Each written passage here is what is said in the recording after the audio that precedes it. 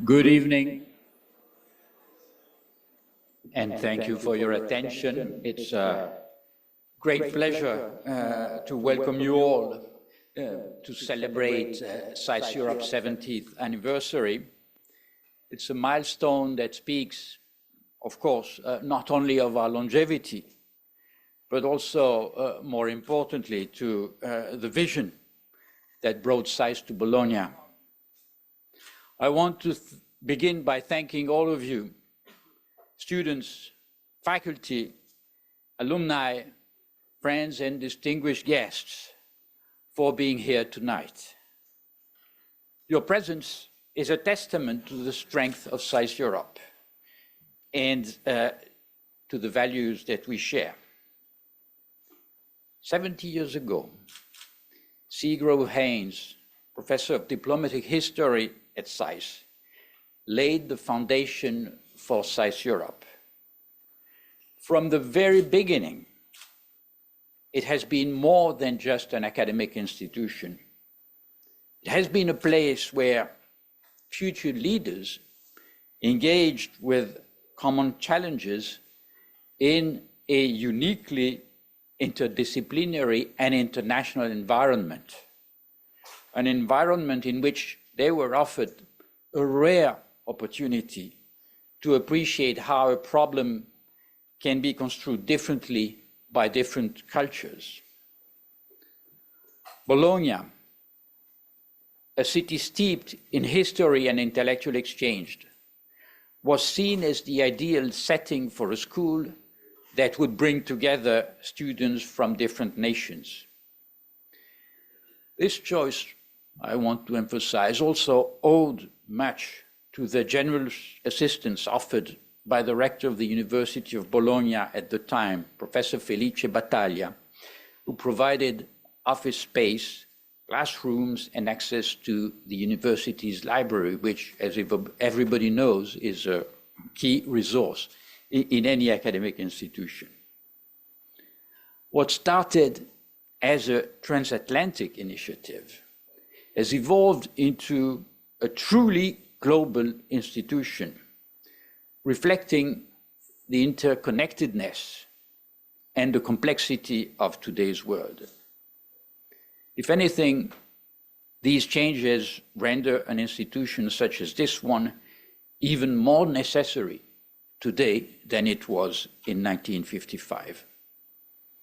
Today, we have the great honor of gathering alongside representatives of the very institutions that made this evolution possible. Johns Hopkins and SAIS University leadership, represented by President Daniels and Dean Steinberg, as well as Rector Mollari of the University of Bologna and Mayor Lepore, all representatives of institutions with which we have the great pleasure and honor of partnering. Their presence underscores the enduring cooperation that has led to the development of SAIS Europe and that continue to support its mission. Let me also acknowledge the presence among us of the chair of our advisory council, James Anderson, whose support and generosity have been key catalysts in the development of the school. And I'm also pleased to have with us Consul General Daniela Ballard of the United States, a close friend, if I may say, of SAIS Europe. At a time where international cooperation is being tested, the need for thoughtful leadership has never been greater. That is why we are especially honored to have with us tonight PAOLO Gentiloni, former Prime Minister of Italy and former European Commissioner for Economy.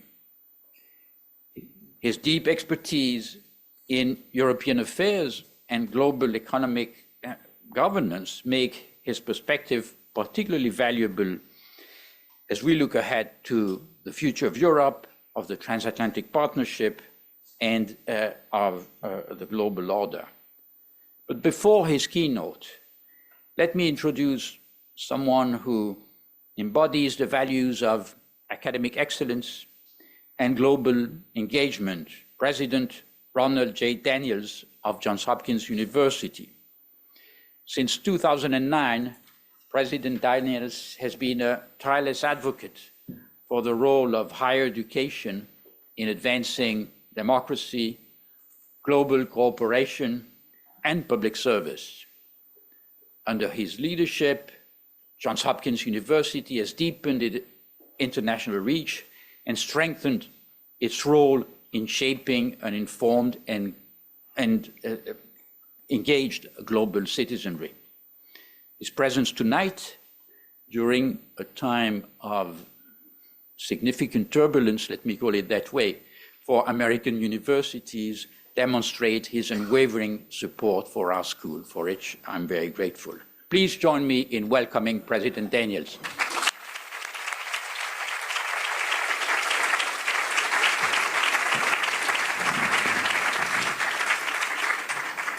Well, thank you so much, Renaud, for that really warm introduction and for the invitation to be here with you all and to be able to celebrate this great moment in the life of SAIS. And I'm delighted, of course, to be here on the 70th anniversary of SAIS Europe, me, Bologna, and delighted to find out, of course, how closely it coincides with the beginning of the university's 150th anniversary that is just about to start. To be in this magnificent city, so close to our colleagues at Unibo, and in the company of distinguished guests like the rector of Unibo, Prime Minister, Mayor, General Counsel, is not only a profound pleasure, but it's also a precious reminder of the rich lineage of ideas, intellectual inquiry, and scholarly dialogue with the power to shape society that was born here in Bologna. A powerful lineage that we cannot take for granted. A lineage whose success was and is far from assured. Indeed, when a young American, Mary Lee Lincoln, arrived in Bologna in early February 1955 to join the new school in its first year, she saw precarity all around her. We could see, she said, the remnants of the war everywhere. Signs that said refugio for bomb shelters and MM Mussolini for death to Mussolini. Even Piazza Maggiore had chips in its sturdy stone walls from machine gun blasts, pockmarks of partisan revenge against the fascists. This was Europe in the wake of the Second World War, bearing the visible scars of conflict and yet beginning to nurture the potent, if still precarious, promise of a new democratic post-war order. 2 miles north of Piazza Maggiore, nestled in Unibo's campus, convening in borrowed classrooms and working in spaces that had only moments before been bathrooms, the Bologna Center nurtured that promise.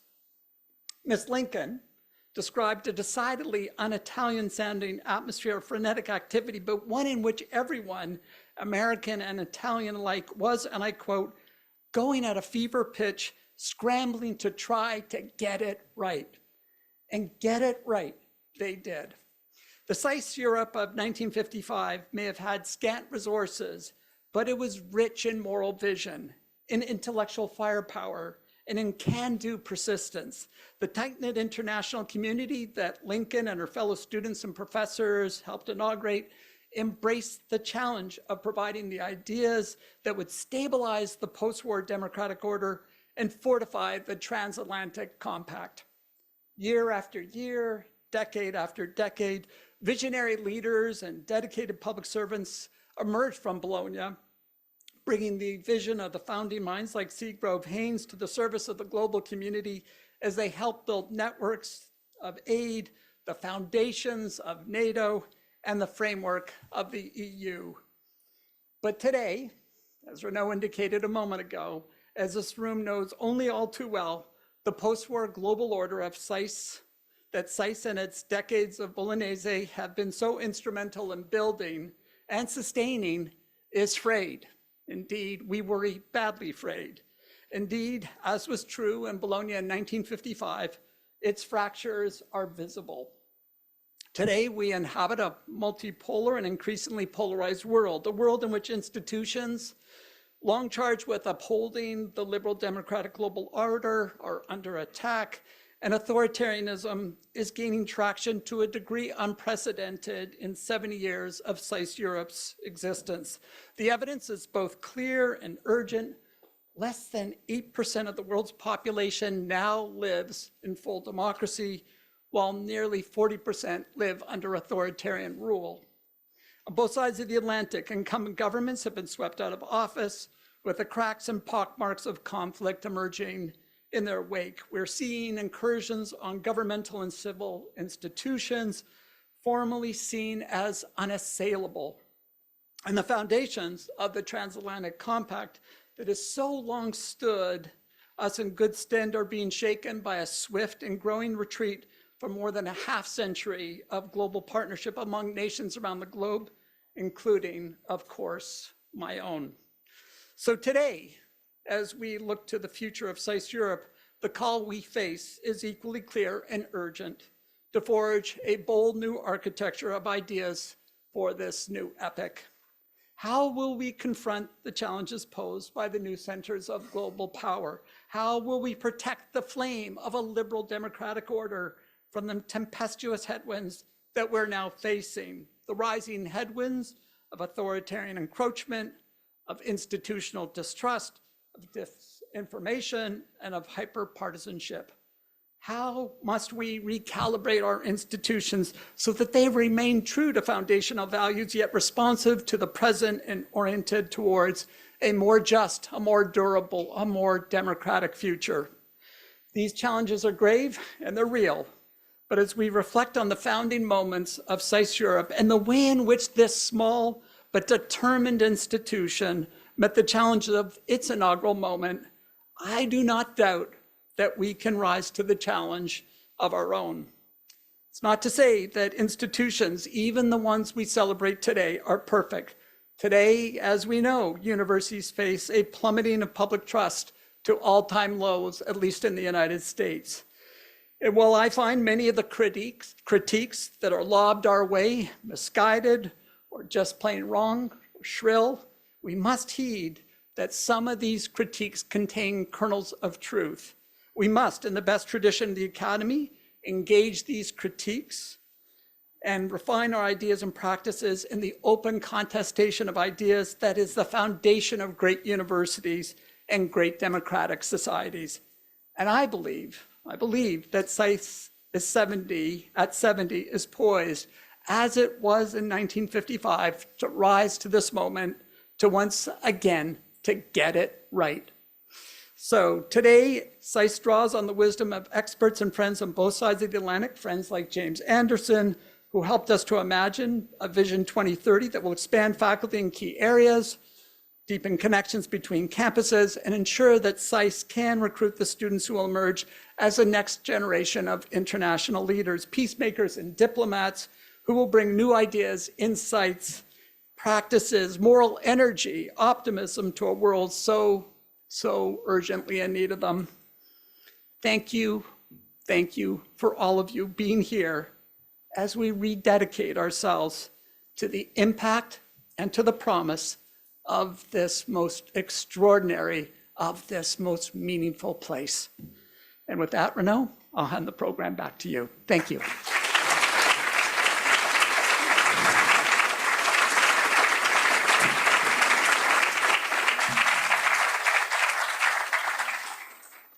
Thank you. Thank you very much, Ron, for your inspiring words. Ladies and gentlemen, this evening would not be complete without a recognition of one of our most valued institutional partners, the University of Bologna. As you heard, from the very beginning, SAIS Europe has been able to flourish in this city because of the support and vision of this remarkable university, the oldest and one of the most distinguished in Europe. Our partnership, however, is not merely a historical feature. It remains extremely dynamic, driven by a shared commitment to rigorous research and intellectual exchange. Our collaboration takes multiple forms. We have a significant number of adjunct professors from the University of Bologna. We have offered joint degree programs for a number of years now. And last but not least, recently, our partnership has expanded with a series of joint workshops and conferences, bringing together scholars and policymakers to address some of the most pressing global challenges of our time. Looking ahead, we are excited to deepen this engagement through a joint program that will reflect our shared ambition to establish Bologna as a key hub in discussions on international affairs. It is now my pleasure to introduce Rector Giovanni Molari, a distinguished academic and leader at the helm of the University of Bologna. Professor Molari is an engineer by training and an expert in agricultural mechanics.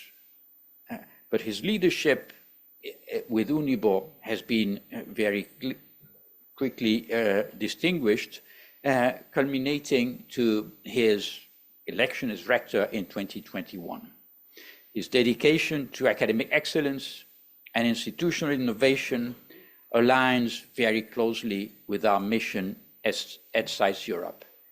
Please join me in welcoming Rector Giovanni Molari.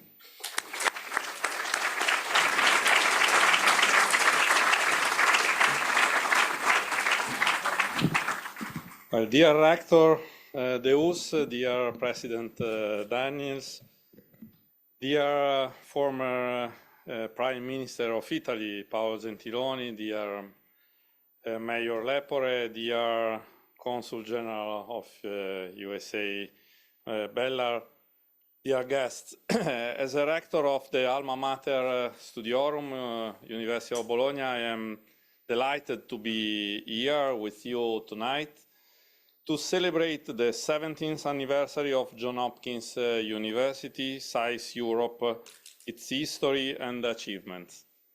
The collaboration between our institution is almost 60 years old. On 1st June 1966, our universities signed a general framework agreement that has remained in force ever since. It has been renewed the last time a few months ago and expanded over the years to include additional fields of study, new participants, and a broader range of joint activities. The collaboration between our two institutions has been constant and profound, rooted not only in shared academic interests, but also in shared values and objectives, such as commitment to excellence in research and education, fostering in-depth analysis, critical thinking, and dissemination of scientific knowledge for the benefit of both local and global communities. As we celebrate the anniversary, I would like to highlight the crucial role of international collaboration in addressing today's most pressing and relevant challenges, such as current conflicts, migration, economic development, inequalities, climate change, and global health. The problems become more and more relevant day by day. These topics have been central to the joint seminars and conference organized in 2024, bringing together scholars from SAIS Europe and from the University of Bologna, along with distinguished guests to exchange expertise and engage in discussion on cultural, social, and economic issues. The interdisciplinary approach to global affairs become even more important when pursued jointly as our institution have done for 6 decades, and we are confident that will continue. SAIS Europe surely constitutes a vital bridge between continents and, more specifically, between our countries, USA and Italy. Working together equips both our institutions with relevant tools to navigate a global landscape in which currently many geopolitical scenarios are becoming increasingly fragile, and fundamental issues such as national identity, mobility, and inclusiveness are being questioned and discussed. On this anniversary, we extended our warmest congratulations to Johns Hopkins SAIS Europe and our best wishes to continued success in the years and decades to come. We are confident that SAIS Europe and Alma Mater Studiorum will remain strategic partners in their commitment to act responsibly and fruitful as leading actors in higher education in the global stage. As universities, we share the duty to promote cultural dialogue, support excellent research initiatives, and offer top-tier educational programs. Our close collaboration will continue to open new opportunities to design joint formats and advance these goals. I'm certain we'll do so very successful for our students, faculties of the city of Bologna, the national and international communities in the academia and beyond. Thank you and best wishes to the Rector Deus and to all the colleagues at Johns Hopkins University. Thank you very much.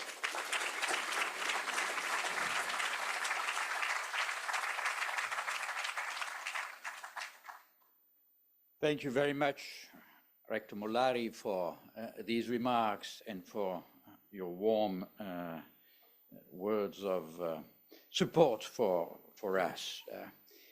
It is now my great privilege to introduce our keynote speaker, Paolo Gentiloni, a statesman whose career has been marked by a steadfast commitment to European integration and multilateral diplomacy. Over the past 2 decades, Mr. Gentiloni has played a pivotal role in shaping both Italian and European policy. As inter alia a member of parliament, a foreign minister, and prime minister of Italy, he steered the country through a period of economic and institutional reform. He subsequently brought this experience to the European stage, serving as European Commissioner for Economy from 2019 to 2024, a role in which he was instrumental in shaping the EU's fiscal governance, playing notably a key role in the European recovery strategy after the COVID pandemic, and in steering the difficult reform of the Stability and Growth Pact, a pact whose flexibility will soon be tested, I suspect. In his rich career, Paolo Gentiloni has been at the forefront of Italy's and Europe's international engagement, addressing complex issues such as migrations, unrest in the Middle East and North Africa, or the gradual erosion of multilateralism. As was already mentioned, this celebration takes place against the background of a series of events that have shaken Europe, for sure, the Transatlantic Partnership, and arguably the world order as well. And it's therefore a great privilege of being in a position to hear the views of a leader whose high-level government experience offers a unique perspective on the challenges and opportunities before us. Please join me in welcoming Prime Minister Paolo Gentiloni.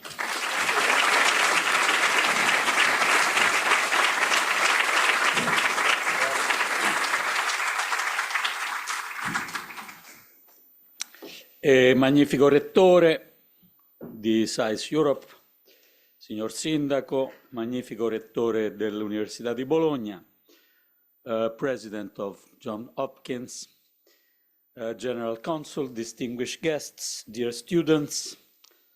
Well, first of all, thank you for inviting me in this important celebration of the 70th anniversary. And especially thank you for asking me to speak on transatlantic relations, a very easy topic nowadays that I will address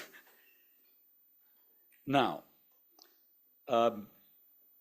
In his inauguration speech, President Trump promised a golden age.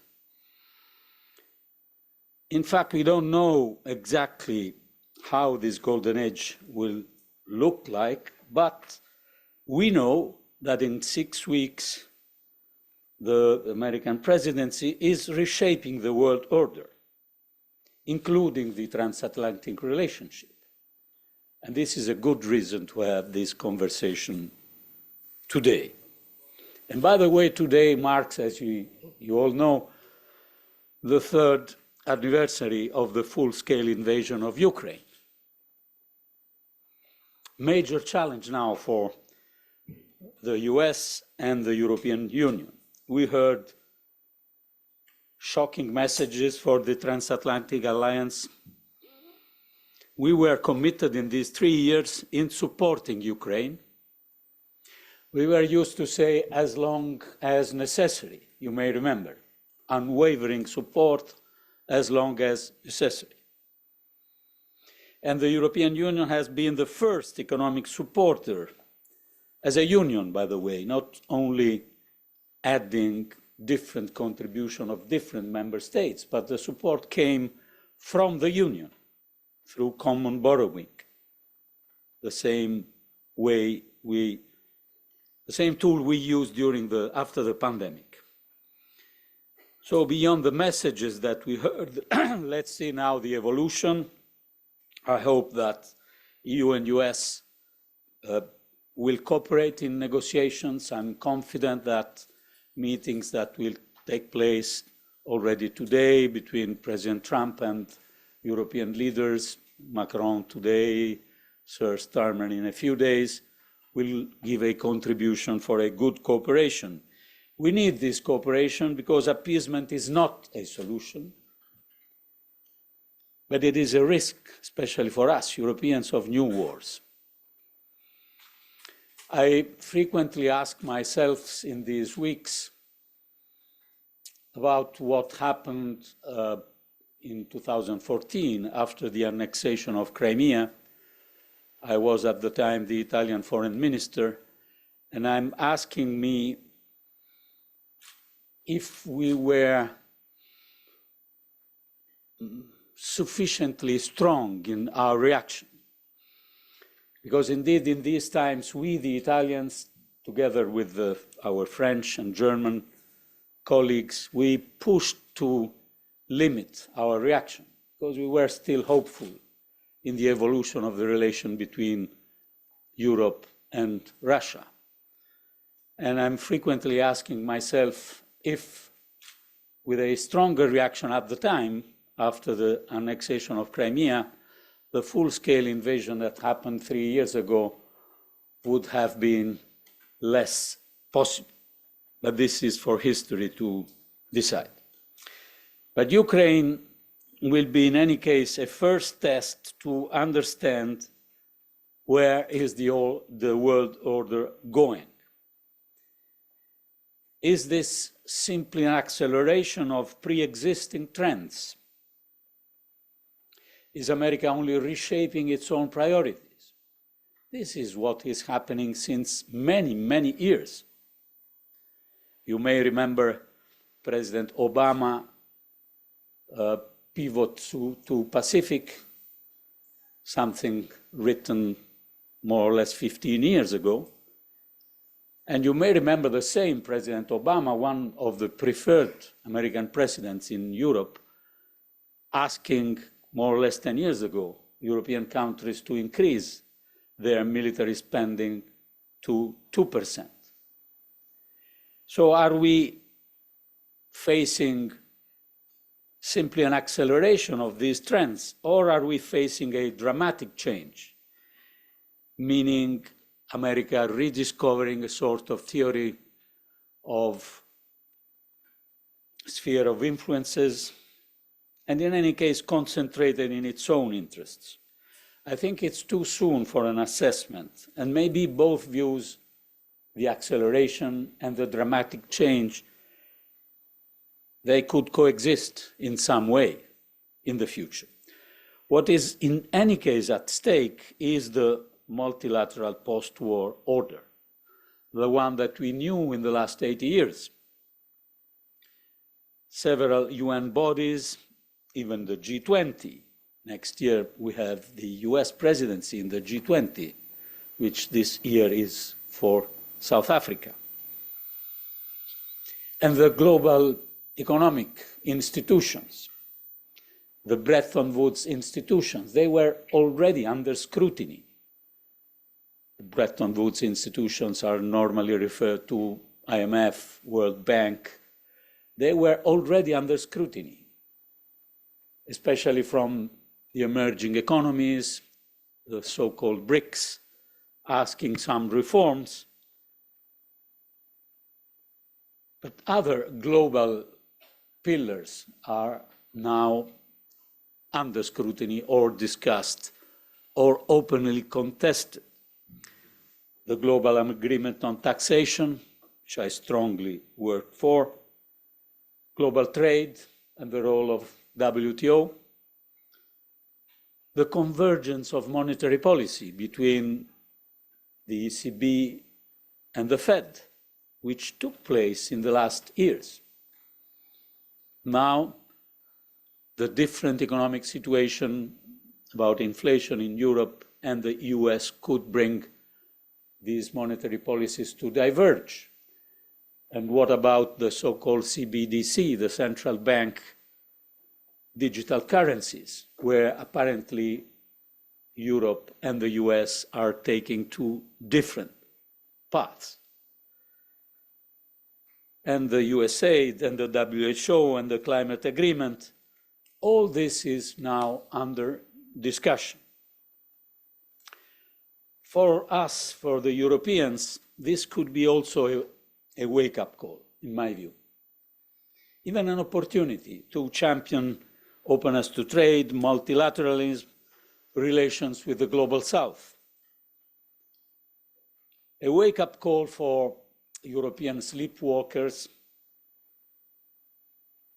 always hopeful, as we were, in a sort of never-ending Belle Epoque. We had a second decade of Belle Epoque in the 90s in Europe, after the Belle Epoque, which is the first decade of the previous century. The second Belle Epoque was triggered by the fall of the Berlin Wall. We all remember at the time in the 90s how optimistic we were on the destiny of international cooperation, the flat world, the end of the history, the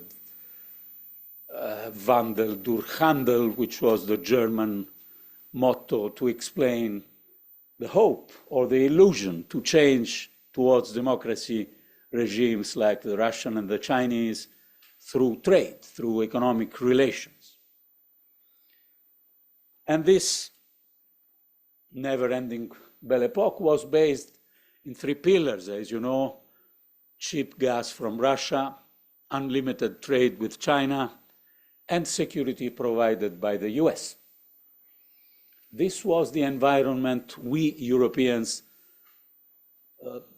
thought will be permanent.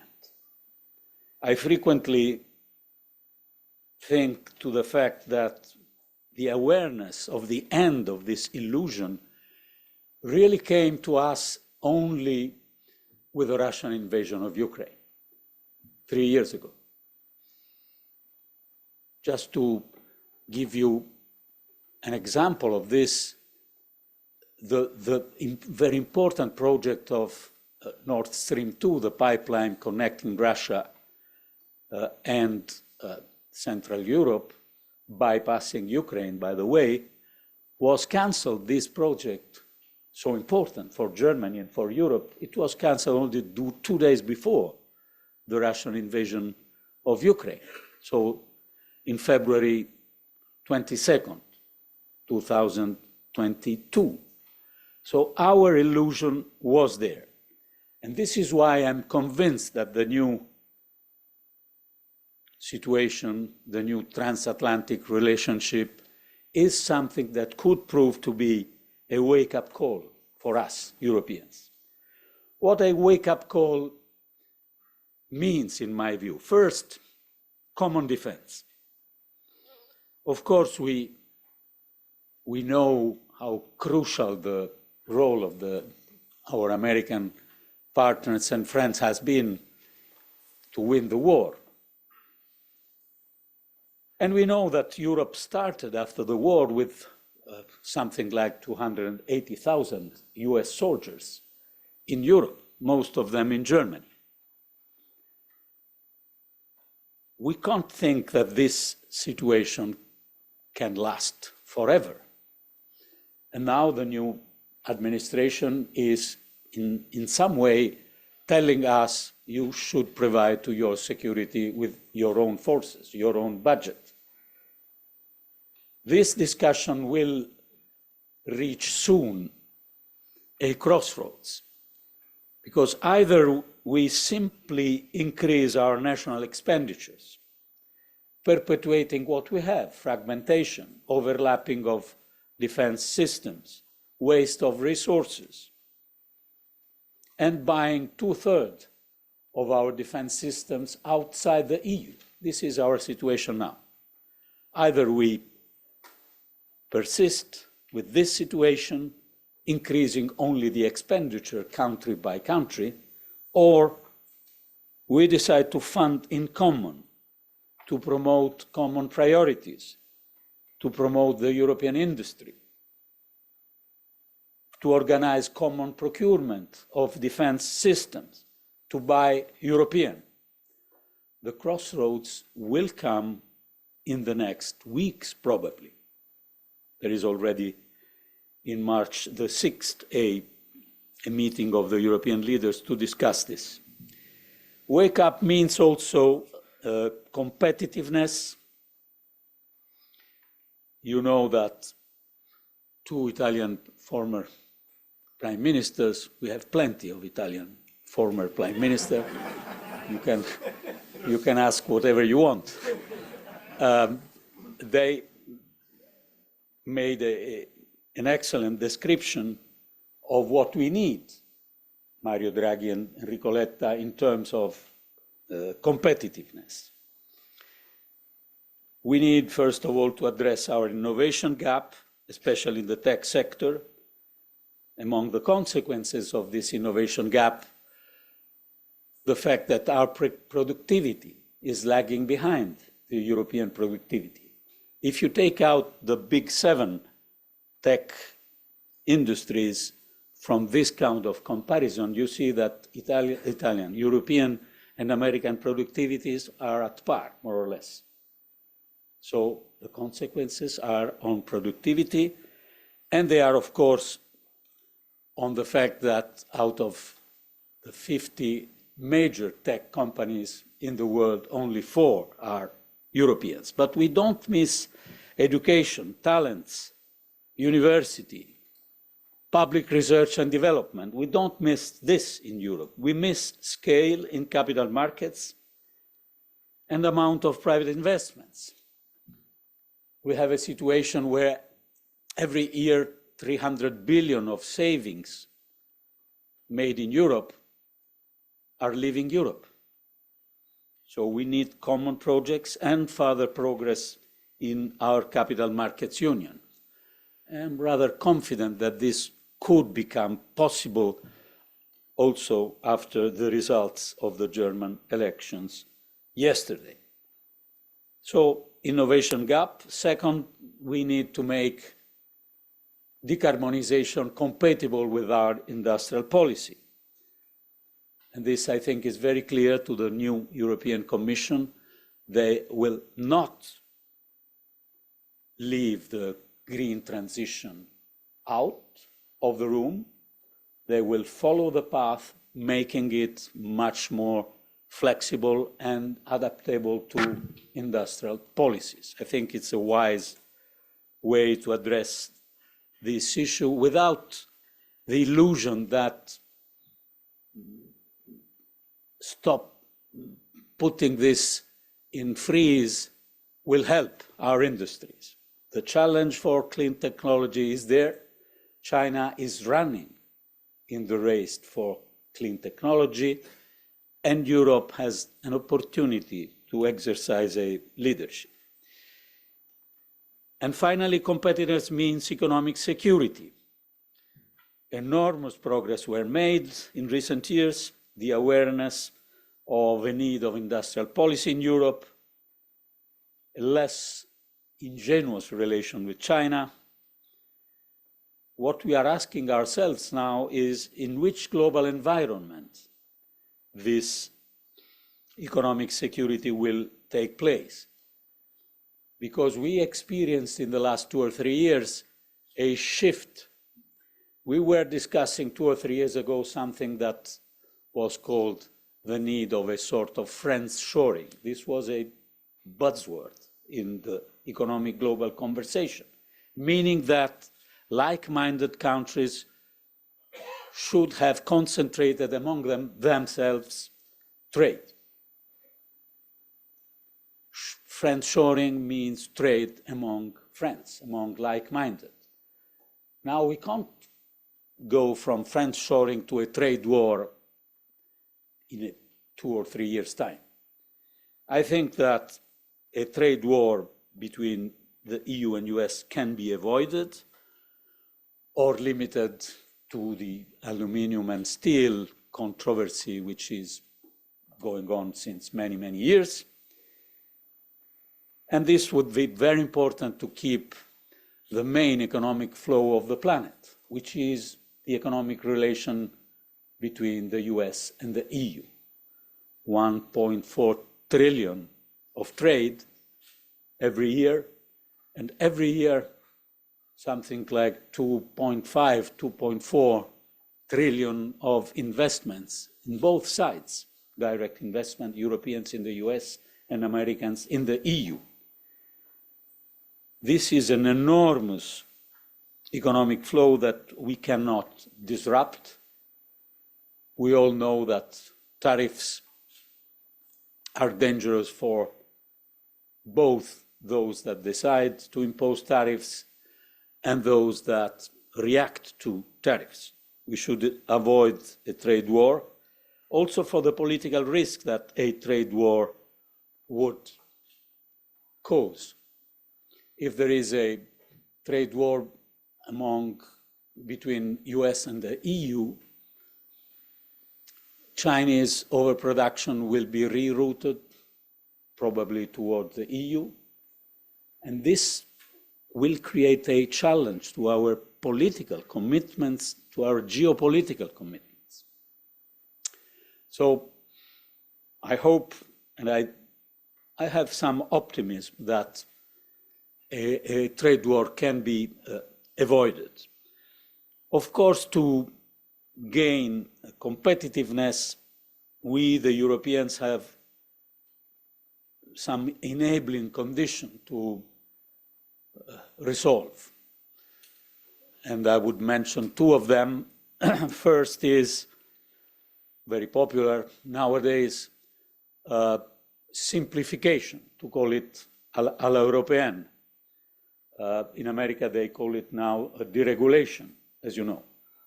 Well, simplification is strongly needed. It was one of the main topics in the German electoral campaign from the party that won the elections, the CDU, asking for simplification, less reporting, less red tape, less bureaucracy. It is a priority, not obvious to solve. And I'm saying this not because there is an opposition from the Brussels bureaucrats. Maybe that there is, but this would be easy to overcome if there is a political decision. I'm saying this because the amount of bureaucracy, of red tape, of reporting in the European Union is frequently the consequence of requests coming from each and every member states, with a sort of the impact of a sort of gold plating, where everybody asks for something, and at the end you have an amount of rules which is really impressive. And in this case, every country wants to deregulate their neighbors' regulation and not their own regulation. So this will be the challenge.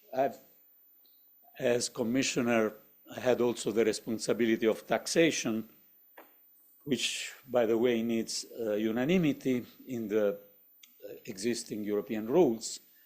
And I assure you that it was really a very difficult experience. To reach unanimity on global taxation was very important. But, for example, we were not able to reach unanimity on simplifying and creating a unique withholding tax among the 27. We had the opposition of one single, small, by the way, country. So to make simplification work will be a first challenge if we want to be serious with our competitiveness. And the second condition is the money. Where is the money? Where is the money to promote these programs, to enhance our competitiveness, to support our industrial policies, starting from defense, for example? I think that in the last years, we proved that an experience of common borrowing is possible. We used common borrowing for 3 different programs, one which was called SURE, and it was supporting short-time work schemes only through loans. The second was the famous Next Generation EU, the recovery plan. And the third was, and still is, support to Ukraine, which is also through common borrowing from the European Commission. Just to give you a dimension of the problem, in 2019, the European Commission was raising in financial markets something like 15 million per year. And now the amount of money raised in financial market is around 120 billion per year, from 15 million to 120 billion. This doesn't make Europe an exception in terms of public debt. Our debt on average in Europe is 88%, which is quite low in comparison to other global economic players. And our deficit on average is around 3%, which is the target of the new US administration, but it's not easy target to achieve. So we can do this, and the repeated experience of common borrowing will bring us sooner or later to a permanent safe asset in our treasury, entre guillemets, which is, I think, something Europe strongly needs. Final point, wake-up call means also to fight for the European future, for this extraordinary, unique building, which is the European Union, frequently loved or taken as an example around the world, but not always popular in our countries. This project needs some renovation, of course, especially in decision making. So we need probably less unanimity, not probably, obviously less unanimity, and more enhanced cooperation. We can have enhanced cooperation. This is normal at European level, some of the most important European acquis are through enhanced cooperation. Not all 27 countries are in Schengen. Not all 27 countries are in the single currency. And this is the way also to address new challenges like the common defense. And if we look to the enlargement of the Union, I know that there are voices against further enlargement of the Union. But my view is that a further enlargement is inevitable, and that overall enlargement, it was Romano Prodi, by the way, steering the Commission at the time, the first big decision on enlargement, has proved to be an extraordinary tool of foreign policy. Because if we look to how the European countries found a way out of fascism, communism, they found their way through joining the European Union, through enlargement. And this is what I think we have now ahead of us for Ukraine and for other countries. But of course, if we think to a European Union with 30, 35 members, we can't have the decision-making process that we have now. Because if we keep this kind of decision-making process, we will have a European Union more similar to the UN, to the EU that we know nowadays. So enhanced cooperation is not only a choice, is also something that an enlarged European Union will need by definition if we want to keep our capacity to decide. And then in the horizon, I think we should have a new sort of big deal among European countries, putting together the need to strengthen our common defense and the need to strengthen our economic policy. I think a sort of big deal of this kind, especially between France and Germany, is possible. Very interesting that the German possible new Chancellor, Friedrich Merz, mentioned during the electoral campaign the possibility of a sort of Europeanization of the French force de frappe. And at the same time, I think that if such idea goes on, we have to put on the table the need for Germany to accept a stronger level of coordination of our fiscal policies.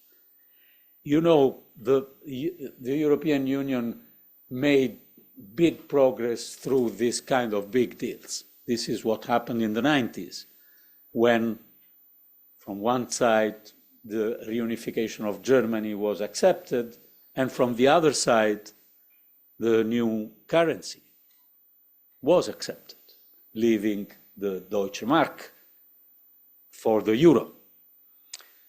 We need something like this, but of course to reach this we need also strong leadership in European countries. We had some good news from Germany yesterday, I have to say, of course also with very bad news, the fact that the extreme right party, AfD, is over 20%. I have to say that it was over 20% since many, many months. So this is not the consequence of the support given by Elon Musk or others. This is what it is. 1/5 of the German citizens are supporting this kind of extreme and incredible incredible for me, political position. I think we should be strong and vocal in supporting the chance that the new transatlantic relations are an opportunity and not only a risk for Europe. This optimistic stance is, in my view, absolutely necessary. I also think that for us Europeans, when we reflect upon our future, there is always the tendency to see the difficulties, the weaknesses, the problems. When you discuss with your American friends or with your Chinese interlocutors, well, nowadays some American pessimism is there, but normally the atmosphere is much more optimistic. And I think we should be proud and optimistic of our possible European future, and of course proud of the values that we have. And the values that we have are based on a transatlantic cooperation. And so despite all the difficulties, the messages, the disruption of what we know as the world order in the last 80 years, we should keep very strongly in mind the fact that the relation between Europe and America will stay, and that this will remain for us a target, a commitment, a value, whatever the political situation can appear, we will not give up on this. Thank you.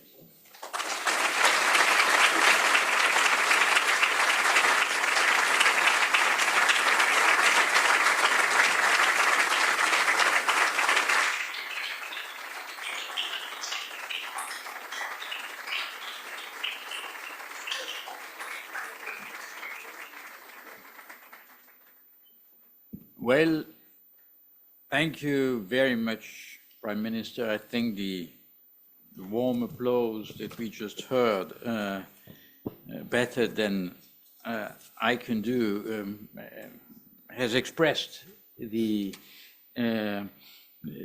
interest and the gratitude of all those who listen to you.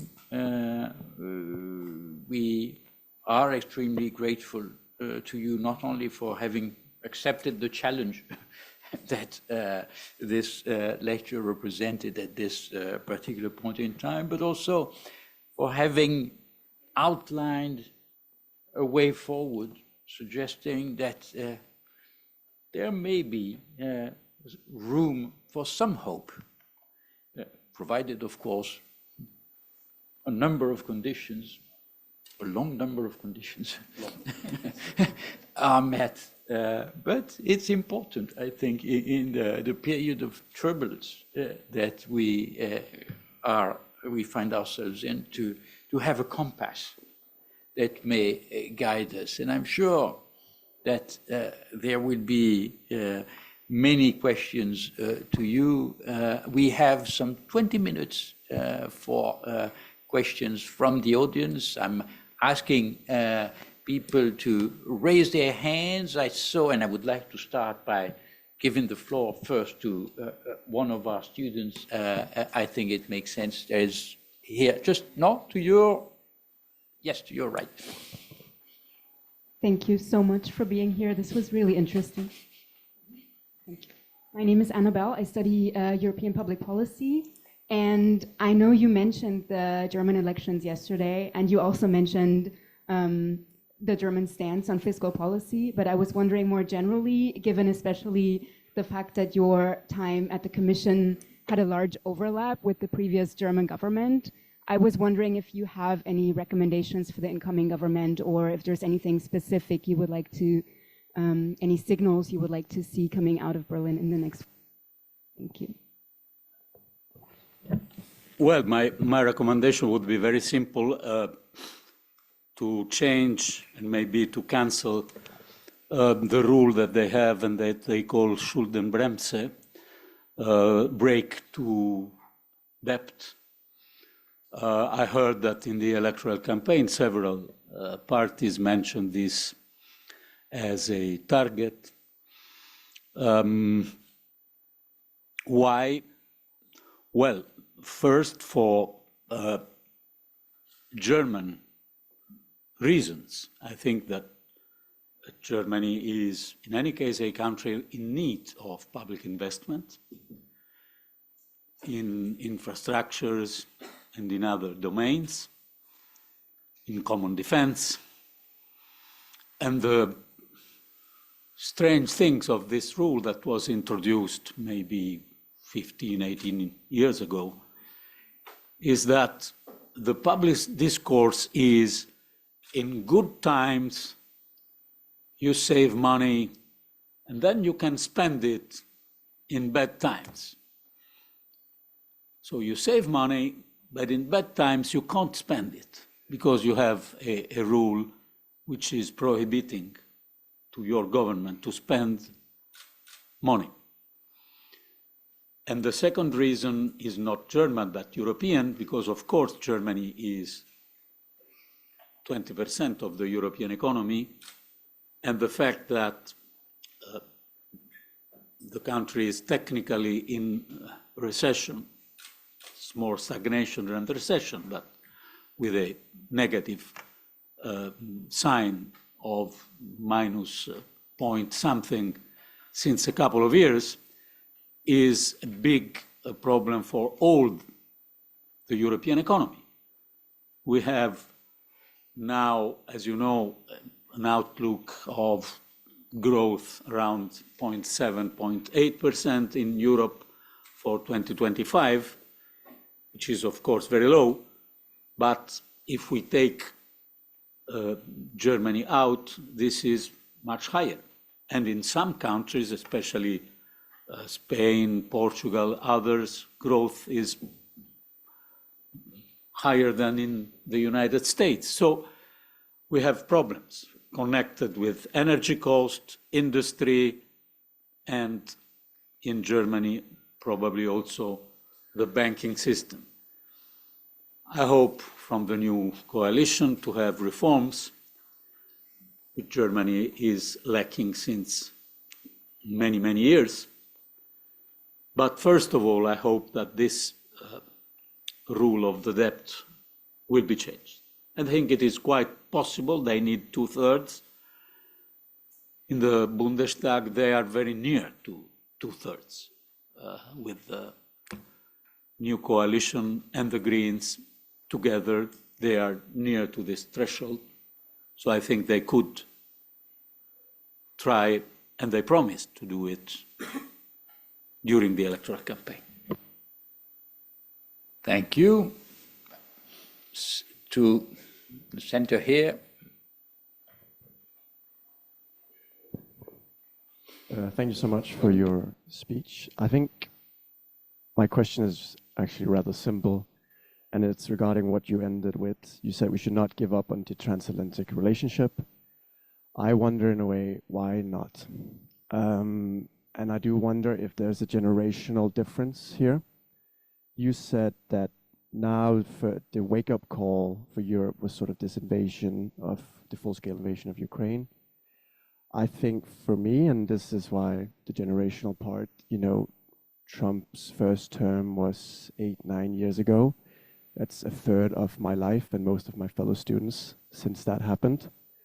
And I think for me, and maybe for other students also, a big part of the transatlantic relationship, while we have been young people, students, thinking about it, has not been super positive. And there has been clear differences between policy and even culture. And there are just differences that I think, that I wonder sometimes are more clear to us than they are to, say, the older generation in the front rows today. And so that's my question. Maybe you have some good reasoning for why I should be hopeful, especially now when I go to DC next year, and a lot of my other fellow students will. Yeah, thank you very much. No, well, of course I understand your point. And there is, of course, a generational factor. Well, I was not there during the war. But I have a holiday house in a place called Anzio, which is near to Rome, and where, when you go there, you pass through and you see cemeteries of young Americans, young Brits fighting. And they died. And they were fighting for freedom in Europe. So this has been always part of my generation thinking. But now I would say, personally, I am confident on the fact that the United States will, in any case, remain a democracy. Yes, strange things are happening now, but at the same time, we know that check and balances are there, that in 20 months there are midterm elections. We know that Putin is there since 1999, and Xi Jinping is there since 18 years. And probably in their plan, they will stay forever. And this is something impossible in a democracy. So there are many other reasons. The simple reason is that the confrontation between democracies and autocracies gained ground in the last years. It is always more strong in the world. The idea that we had that democracy and economic development were intertwined. I remember a book of Amartya Sen, the Indian Nobel Prize, on the fact that without democracy, economic development was impossible. And this idea has been dismantled by China fundamentally. And this, of course, has an appeal in other emerging economies in the world. So we, the one defending liberties, human rights, freedom, freedom of the press, freedom of whatever, are not dominating the world. An American author wrote a book saying that we are a garden surrounded by the jungle, which is maybe too much. But of course, this is not dominating in the world.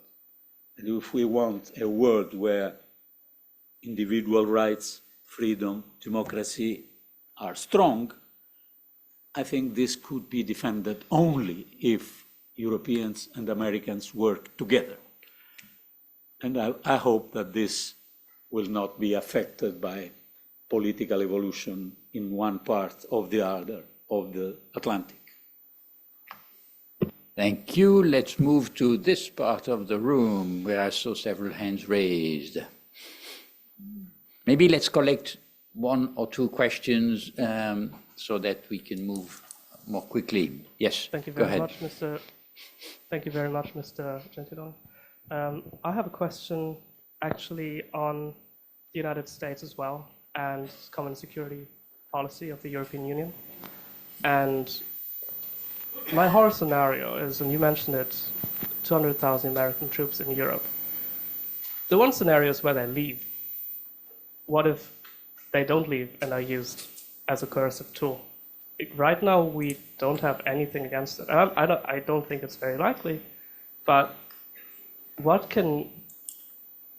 sort of possibilities does Europe have to answer coercion from someone we don't expect it to come from? Thank you. And let's take the following one. Is the microphone working? Okay. Thank you very much, Prime Minister. My question is also about America, but specifically to the Americans in the room. For many of us Americans who came here, we very much believe in like the transatlantic relationship that, that it, in a way it operated for the past 70, 80 years, commitment to liberal values, democracy, rule of law, etc.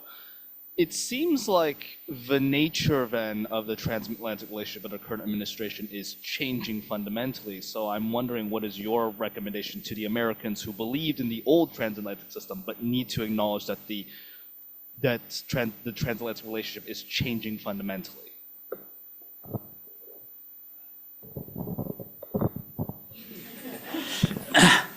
Well, I think Europeans have good chances of building a stronger defense. Of course, you need money, but it is not exactly an issue of money. There are several comparisons. A recent one was made by the Observatory on public expenditure of another university, sorry about the competitors, which is the Università Cattolica di Milano. A person called Carlo Cottarelli is leading this observatory on expenditure, and he made a report showing that European Union spent for its defense more than Russia. So the problem is not only, or not principally, a problem of dimension of expenditure. Of course, there are countries that are spending too little. The problem is the dispersion, the fragmentation, the overlapping of expenditure decided country by country. Our poor Ukrainian friends had to deal with 11 different ammunition of 150 millimeters for their artillery, and this was a problem to organize logistics, technicalities with 11 different systems.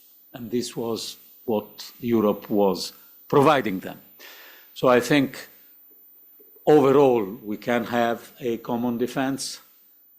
We can have industry defense, common procurement. We will have probably a European army only at the end of this process. It will not be the first move. You can have special forces, special battalion, but unifying the different armies will be probably the last step. Only intelligence is more difficult to unify than army. What we will, in any case, still need from our American friends are some elements of logistics, of air control, of intelligence. In any case, also if we build up our common defense, we will need these tools from our American friends. And then we have the issue of nuclear deterrence. And I was referring to what Friedrich Merz said about the French force, the FRAP. Well, I don't remember the second question, which was? For the Americans in the room, what is your advice? Yeah, how can they? Well, it's not for me to say what the Americans should do in their own country. I would say win the next elections. Or even the midterm. Thank you. If you don't mind moving down, I think I saw, yes, a hand raised over here. Mark?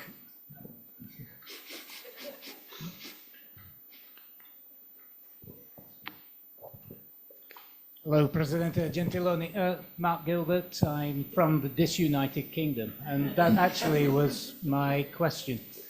I don't think I've ever attended a lecture given by a distinguished person like yourself on foreign policy which didn't mention Britain, except once in passing to mention Keir Starmer.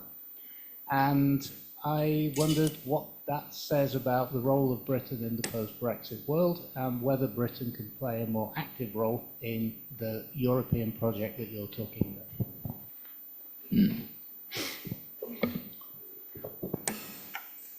Well, I think it's clear that the importance of the security dimension brings immediately the UK to the table with the European Union. And I think that this is a good thing for the EU-UK relation in itself. I know that there is a discussion in the UK, we should also restart some form of negotiation on the Brexit agreement, etc. Not easy to reach this. But at the same time, when I see in the meetings of European leaders the UK Prime Minister, I think that there is an awareness of the geopolitical challenges that is bringing UK and EU to work together. And I'm sure that Macron and Starmer coordinated themselves for the messages to give to President Trump, despite the fact that Britain is no more in the EU. So I think the events created a way after Brexit, which was not planned by nobody, but among the collateral effects of this new geopolitical situation, there is clearly a rapprochement between UK and the EU, and very positively, in my view. Thank you. No such thing as a good external threat in order to invite countries to rethink their relation towards their neighbors, I would say. But I think there was a hand behind Mark, yes, and we should take another 2 questions and close because we have a fairly strict schedule. So please, go ahead. Good afternoon. Thank you for being here. My name is Ryan Gibson. I'm a first-year MAIR student. In recent weeks, there's been some rhetoric from the U.S. Administration, specifically from Vice President Vance in Munich, where he claimed there's a divergence of American and European values. He specifically outlined European attitudes towards freedom of speech and democratic norms. And I wanted to ask you, what is your assessment of the validity of this claim? And if a divergence is occurring, what can be done to mend these cleavages?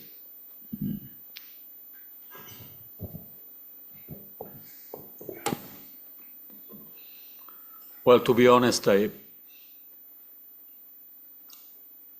don't think we should increase the level of controversy. But of course, these observations are difficult to understand, to accept. I admire the European leaders reacting very calmly and without special tough words to what happened in their countries.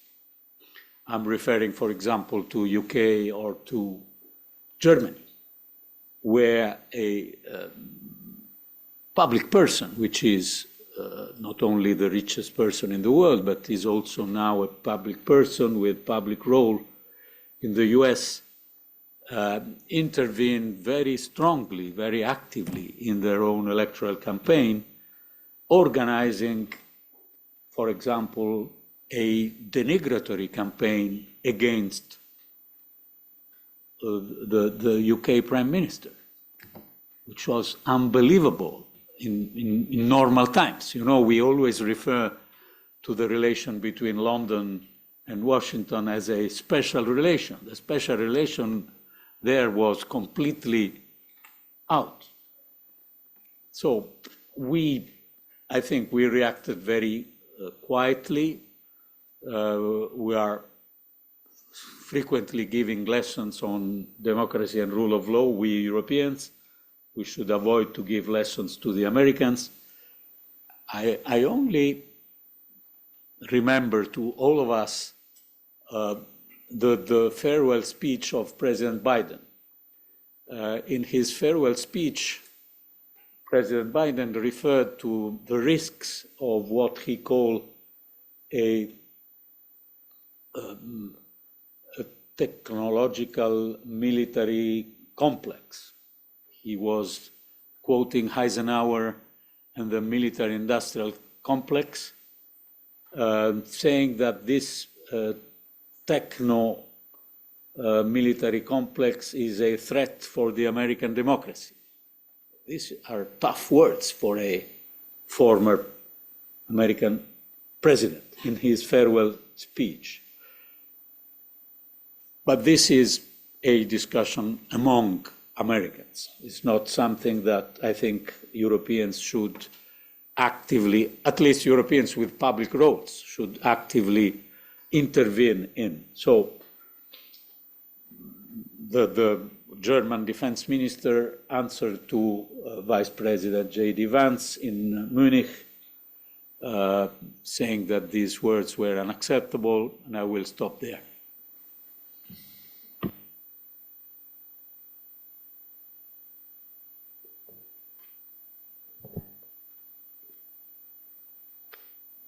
This is a bit frustrating for the many of you who would like this to go on, but we will have drinks served in the lobby, and there will be an opportunity to continue this conversation. Hi, my name is Indigo. Thank you so much for coming. My question is about your mention of China winning the race for clean energy technology.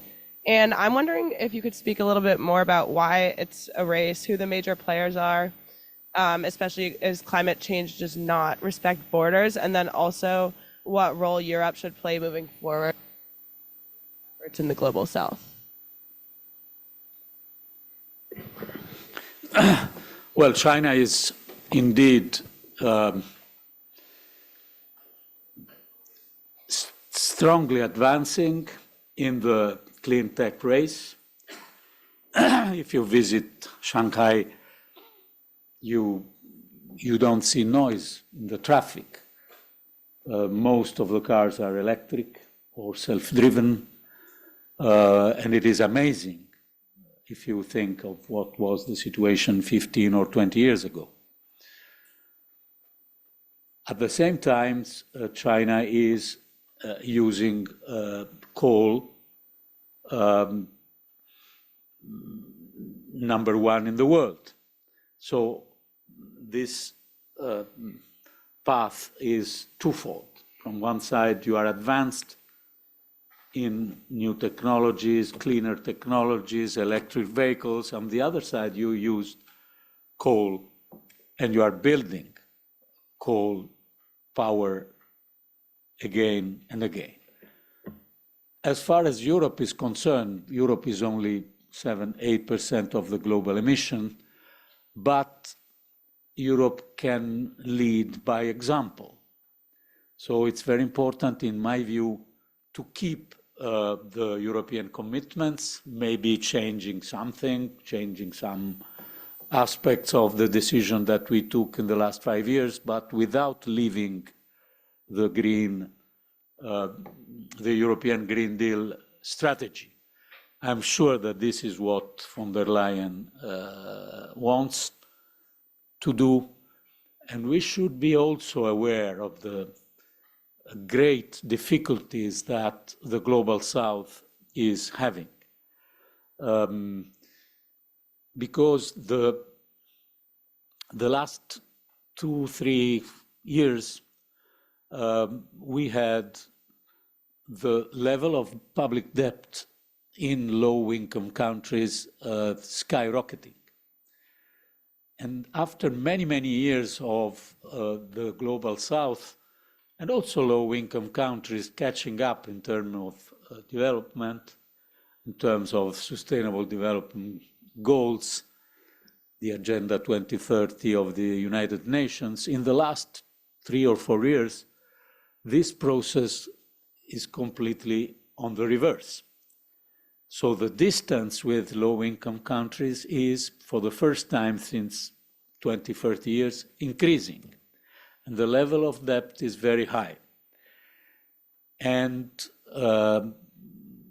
we have to find some solution, because otherwise these countries, low and middle income countries, will tell us, okay, you ask us to invest and spend for the climate transition.